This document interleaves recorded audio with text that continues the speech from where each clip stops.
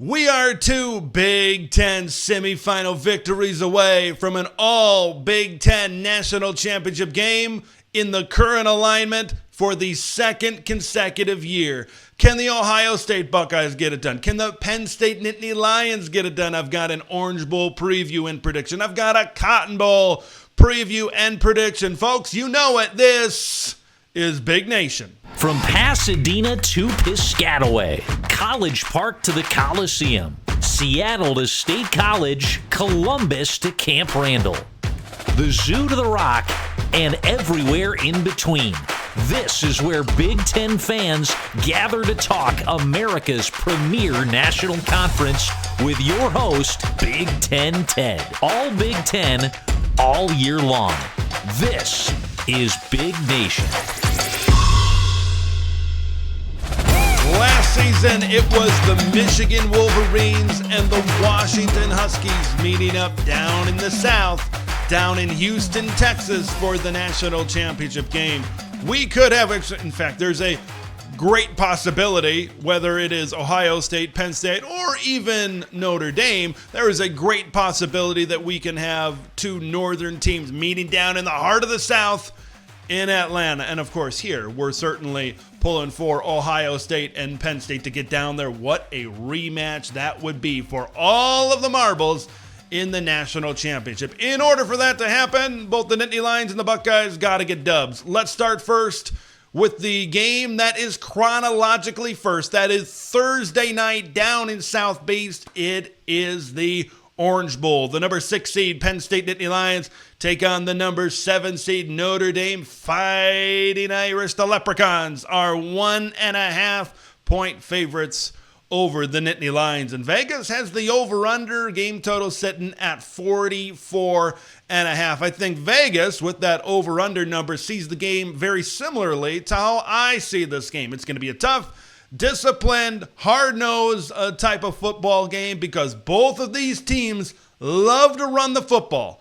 Nobody over the course of the season at the power conference level have run the football better than Notre Dame and Penn State. Notre Dame is number 6 in FBS in rushing this year.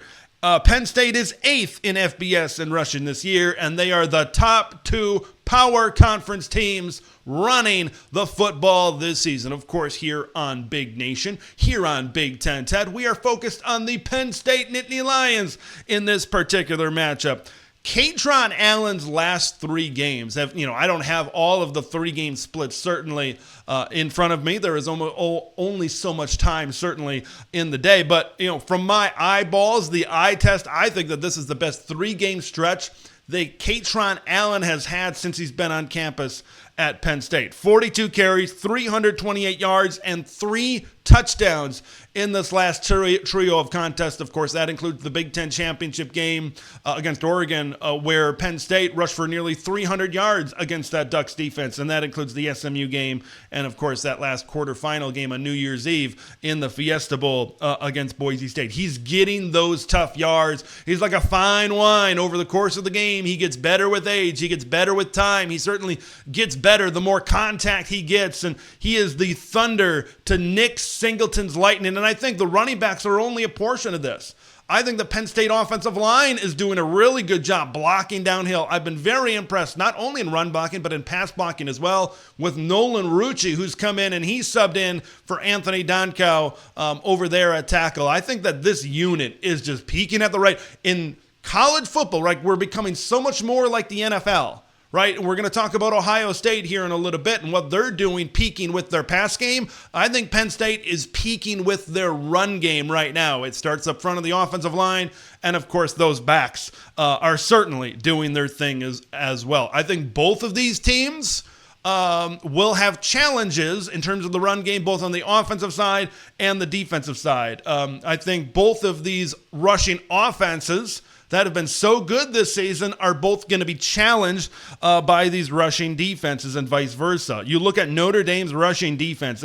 Georgia, 29 carries and 62 yards. Now, Georgia had to kind of throw the ball a little bit more to get back into that football game, but still, that's a pretty good way to stifle half of an offense, is to be able to defend well against the run. Notre Dame certainly did that against Georgia. And Penn State, you look at Ashton Genty's stat line, 30 carries, 104 yards, 3.5 yards per carry. That's about as contained as you're going to get on someone like Ashton Genty.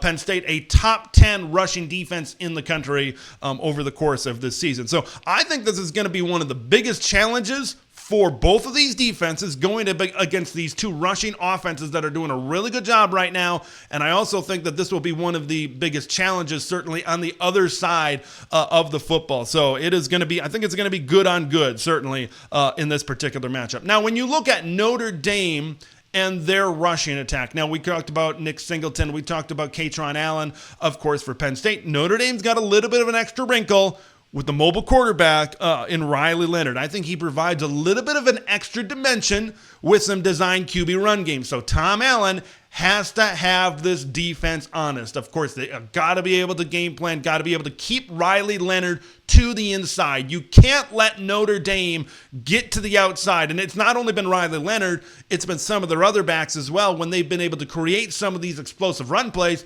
it's when they've been able to break contain, get to the outside, and get those big chunk yardages as well. But you look at Riley Leonard, he led Notre Dame in rushing against Georgia, 14 carries and 80 yards. This season, 831 yards and 15 touchdowns.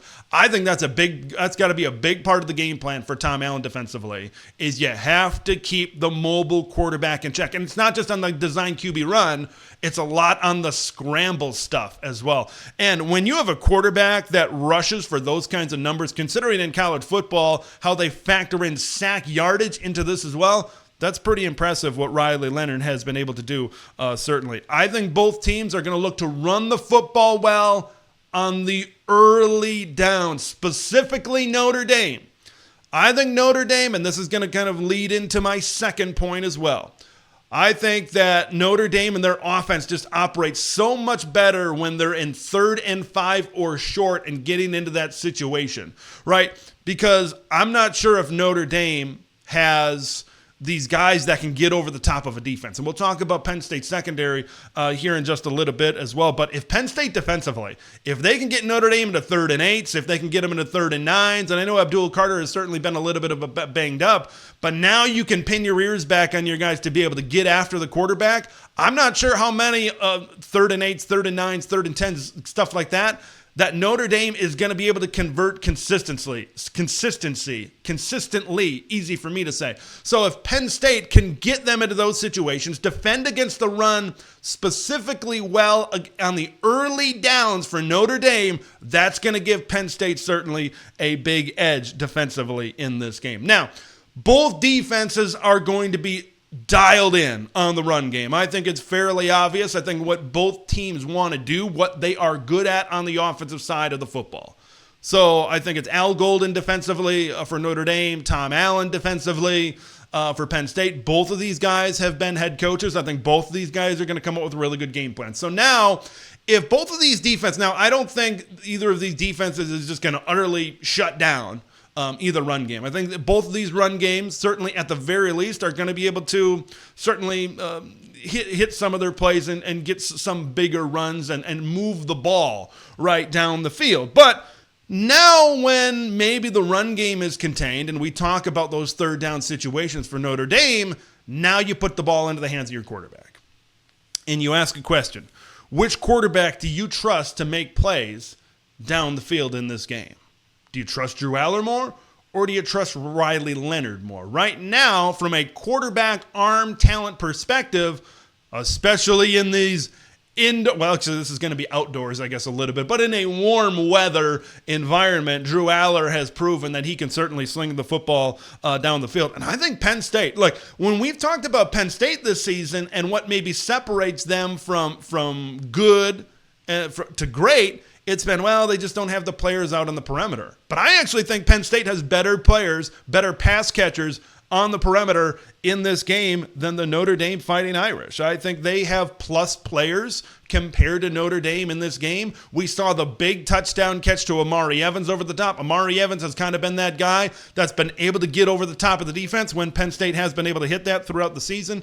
And when you look at all of the pass catchers in this game, I think there's one guy that can take over a football game and be a star, and it's 44 in blue and white, and Tyler Warren. He's been kind of, of course, he had a couple of touchdowns last week, but in terms of a yardage standpoint, he's been kind of laying low a little bit, so maybe this can be that 100-yard type of game for Tyler Warren in this football game. Riley Leonard has thrown for over 200 yards just 5 times this season. They haven't put the ball into his hands a big amount. Now, when your running game is as good as Notre Dame's run game has been, and look, throughout the course of the regular season, they didn't exactly have the strongest schedule in the world. We haven't gotten into a lot of situations where Riley Leonard has been trusted to throw the football consistently. I'll get that right one of these times. But here's the thing. I think we said the same thing about Maddox Madsen and Boise State, right? He didn't have a lot of these 250-yard games, and Boise State certainly leaned on the run game. What happened against Penn State last week? Maddox Madsen threw for over 300 yards. So the question is, if we get to that point in the football game where Riley Leonard has to make plays, can they make plays on this Penn State secondary?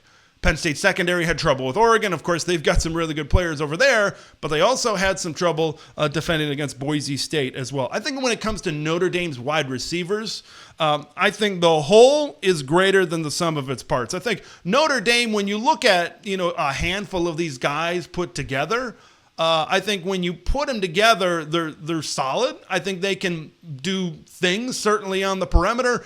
But I think if you take one of these guys' skill sets individually, right, are they plus players? Maybe on Notre Dame, they certainly gel together really well, but you kind of put them on other teams. I'm not sure if these are players that can certainly create a big advantage in the passing game for Notre Dame. You look at Bo Collins, Jordan Faison, Mitchell Evans, Jaden Greathouse, like their leading receivers. They have combined zero 100-yard games. Receiving games this season, and none of them have over 500 yards receiving. And I know that all circles back to what we talked about at the top of this preview, is being able to run the football. Notre Dame has been able to run the football so effectively, they haven't had to put the games into the hands of Riley Leonard, right? These receivers haven't had to make plays. I think that's what it really comes down to for Penn State. You need to be able to contain this run game enough so that you put the ball into the hands of Riley Leonard. Trust your pass rush, trust your secondary to be able to make enough plays to be able to win this football game. And this comes down, right? We talked about the easy path in the playoff for James Franklin. With SMU, with Boise State. Now this is his opportunity to win the big game. This is a pressure-packed situation for James Franklin. I think getting to the national championship and winning this game over Notre Dame certainly starts to flip the narrative, and he would love another shot to get a crack at that Buckeye nut in this game. For all of the detractors at Penn State that have talked about the route, this is their opportunity to make a statement against a very good Notre Dame team. These have been two programs over the course of the last 10 years, 20 years, or whatever, that have that when they've gotten to these big game opportunities, they've fallen a little bit short. Now they're playing each other. I know Notre Dame just came off of a big victory against Georgia in the quarterfinals, but now they get to play each other. One of these programs that have been so hungry to get to this point, so hungry to get to a national championship opportunity, they are going to have the opportunity to do so. All right, who wins the football game? I think that this is a close football game, but I'm going with the Penn State Nittany Lions. I got this one going over the game total a little bit. 27-24. I think the Nittany Lions get it done. I think Drew Aller makes plays in the passing game. I think Riley Leonard does a little bit better than anticipated in the throw game. I kind of talked about the secondary for Penn State against Boise State, against Oregon. I certainly think that maybe some plays can be made for Notre Dame in this football game, but I just don't see this one being a blowout. I see this one being a tight game, but Penn State punches their ticket to the national championship game. Let's move on to the Cotton Bowl. This one is on Friday night. The number 5 seed Texas Longhorns face off against the number 8 seed Ohio State Buckeyes. The Scarlet and Gray are 5.5-point favorites in Jerry World in Arlington, Texas, in the backyard of the Longhorns. The over-under is 53.5. Will Ohio State deliver another opening round knockout? Okay, you have to, I think, put this game into the perspective of a boxing match, of an MMA fight. You know, Ohio State is that aggressive puncher. They're that aggressive attacker where they want to put their opponent on their back right away, and they just want to hammer them down. They are not Floyd Mayweather where they're ducking and they're trying to make this thing go all the rounds. They want this one done after round 1. They got out to a 21-0 lead against Tennessee. They got out to a 34-0 lead against the Oregon Ducks. For Texas, it is, and we're going to talk about the explosive plays a little bit later in this preview. For the Texas Longhorns, it is all about containing the avalanche. It is all about not letting this avalanche come downhill at 1,000,000 miles an hour. It is all about getting out of your first defensive series for Texas. It is all about making that stop. But on the flip side, of course, for the Ohio State Buckeyes and for Chip Kelly, you want to take shots early. It has worked out for you in the first 2 rounds of the college football playoff. If it's working now, there's no sense in stopping. I think Ohio State is going to try to deliver the knockout punch early in this game. If Texas wants to keep this a ball game, because Ohio State is a machine. They're not a team right now. They are a machine from an alien planet. It looks like the way they are just obliterating solid to really good college football teams in Tennessee and then Oregon in this college football playoff. They've got to find a way to come up with stops, but I think that's going to be a little bit more challenging than one might think. Pressure is a privilege. It's been a saying that has been around the Woody Hayes Athletic Center for years now. There's a lot of pressure on this Ohio State program each and every single year, specifically this season, to go out and win a national championship. But I think pressure is a big point. It's a big talking point within this game. Ohio State if you're still of the mindset and talking about, well, there's no Seth McLaughlin at center, there's no Josh Simmons at tackle, just leave the room. Just leave the room. Ohio State has done a masterful job at filling the gaps on the offensive line. Carson Hinsman has done a really good job at center. Donovan Jackson moving over to left tackle. They've been able to kind of shift around the musical chairs, and they are playing a really good sounding tune right now. Ohio State has not allowed a lot of pressure, and that is a big reason why they've been able to get out to those aforementioned big leads, is because Will Howard has time to throw the football, and these great receivers have time to get down the field and let their routes develop down the field as well. Ohio State has only given up 12 sacks all season long. That is 8th in FBS. And you look to the other side, Texas has given up 33 sacks this season. That is 104th in all of college football. So pass protection, I think, with Will Howard and Quinn Ewers, and once again, we'll talk more about explosive plays here in just a minute, but these are 2 quarterbacks that certainly need time to be able to throw and generate some of those explosive plays down the field. So protection and then pressure on the other side is certainly going to be big in this game. Ohio State is 3rd in the country in sacks. Not only that, but in the last 2 games, we talk about the offense really dialing it up for the Scarlet and Gray. Boy, this defense is really dialing it up. 12 sacks in these 2 college football playoff these 2 college football playoff games, and they are doing it, man, from all angles. We know JTT, we know Jack Sawyer, Cody Simon is getting in there, Lathan Ransom is getting in there, Caden Curry is getting in there as well. Jim Knowles is doing a great job at, first of all, generating pressure with their front 4. They're also generating pressure with some blitz packages as well. He's been really good on the timing throughout late in the season as well. So Texas, is an offensive line, as I just said, that hasn't been outstanding in pass protection. If the Buckeyes can get pressure on Quinn Ewers in this game, if Ohio State can protect, this one could be over fairly early in favor of the Ohio State Buckeyes. Texas, 4th in the country in sacks this season. Colin Simmons, Anthony Hill, just a couple of guys that are going to lead the Longhorns in their pass rush. But the thing about Anthony Hill, he's combined for 0 sacks and 1 tackle for loss over the last 4 games. So he's kind of a guy that needs to be able to flip the script because, man, if you don't get pressure on Will Howard, I just don't see a path to victory for the Texas Longhorns. Texas needs to be able to get into the face of Will Howard. They need to be able to knock him down. They need to force Ohio State to certainly do other things. This one is all about the explosive plays. These are 2 offenses that thrive on getting big plays down the field. Ohio State has figured it out these last 2 games. I don't know what took them so long, but Ohio State has figured out what makes them elite is because they have elite players on the perimeter. Jeremiah Smith, that's all you can say about that guy.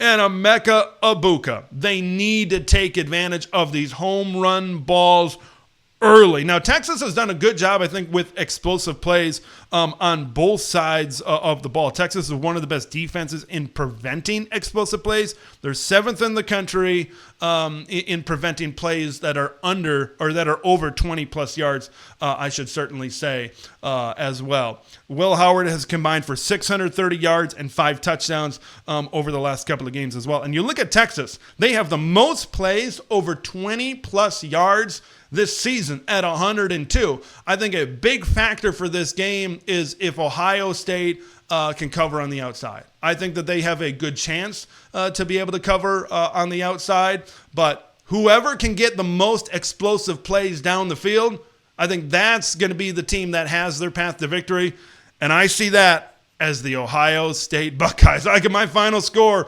I got OSU 38, Texas 17. I think Ohio State, everybody talks about their offense, but I talked about their pressure, and I talked about their defense and how they're getting into the backfield, and I think they're going to get into the face of Quinn Ewers throughout this game.